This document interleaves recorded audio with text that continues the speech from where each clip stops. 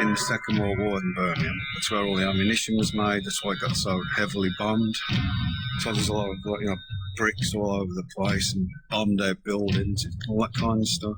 If you look at the times, it was all love and peace and bells and, free love, and that wasn't the case for industrial, stenchy town of Birmingham. It's very rough, really, very industrial sort of town. I worked in a factory doing welding and stuff. It's really peculiar because I was going to leave the job that day. I just joined the band and we were going to tour Germany and whatever else. So it was my last day, if you like, and there was nothing for me to do. They said, well, the person that cuts the sheet metal wasn't in that day. And so I said, well, you cut it because you can't, otherwise you've got nothing to do. So they put me on this sheet metal machine that comes down and chops and bends metal. Of course, I had not a clue about it, I'd never worked on it before. And I got my hand in, it just went, sprang it down.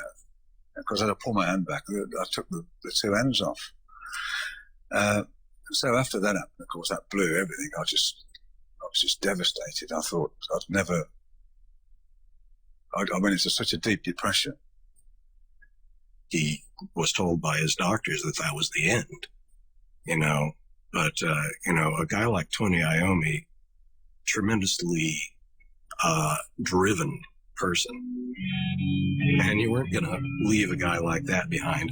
He invented his own prosthesis.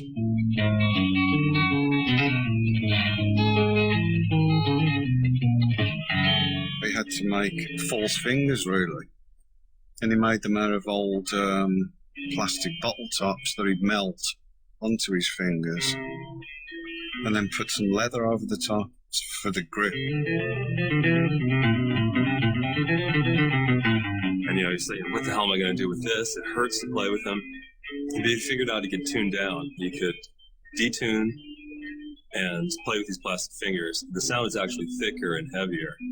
And it's a core of the Black Sabbath sound. Because I took the ends of my fingers off, it made me create a different style of playing, which was great, really, because eventually it became heavy metal.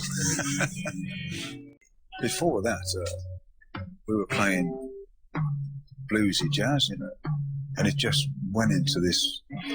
It's hard to, I don't think we can explain it. It's hard to explain to people, but it was like a very close unit, and we had this thing going on with each other that was very strange. And Goose in particular had all sorts of weird dreams and weird thoughts. It might have been the acid, I don't know.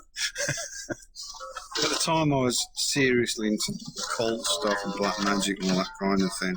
I had this little apartment, which I'd painted black and had all these upside down crosses all around the place, pictures of Satan everywhere.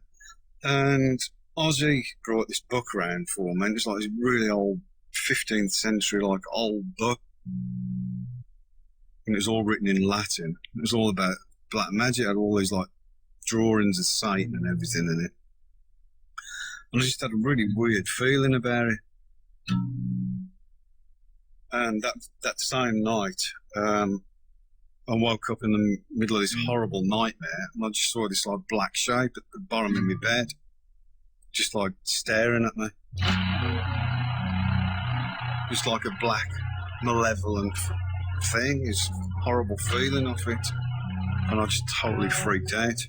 And I told Ozzy about it, and he came up with the lyrics to Black Sabbath. It was very different, and we knew it was very different when we done it.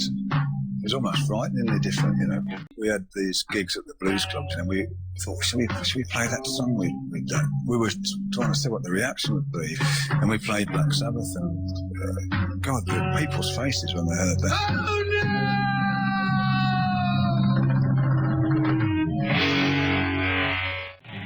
Absolutely awful in most of the reviews.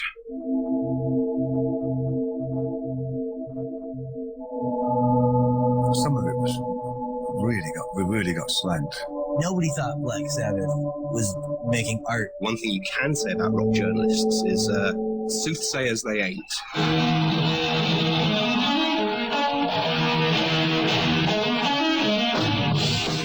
came straight in the charts and went up to like number 3 or something in England, and it totally pissed them all off, because it made them look stupid. We were still at 18, 20 years old, and so it really appealed to kids of our age, and it was something that the kids had for themselves, kind of thing. It was like a secret almost. Thank you very much. From Black Sabbath. Thank you.